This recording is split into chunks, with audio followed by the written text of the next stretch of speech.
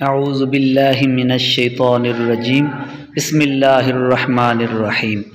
हज़रत अबू सईद खुदरी रदियल्लाहु ताला अन्हु से रवायत है कि नबी करीम सल्लल्लाहु अलैहि वसल्लम ने फरमाया, जब जन्नती जन्नत में और दोज़खी दोज़ख में दाखिल हो जाएंगे, अल्लाह पाक फरमाएगा, जिसके दिल में राई के दाने के बराबर भी ईमान हो उसको भी दोज़ख से निकाल लो।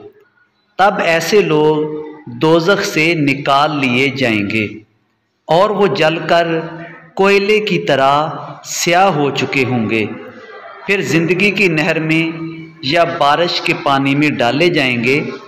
यहाँ रावी को शक हो गया है कि ऊपर के रावी ने कौन सा लफ्ज़ इस्तेमाल किया। इस वक्त वो दाने की तरह उग आएंगे, जिस तरह नदी के किनारे दाने उग आते हैं। क्या तुमने नहीं देखा कि दाना जर्दी माइल पेच दर पेच निकलता है।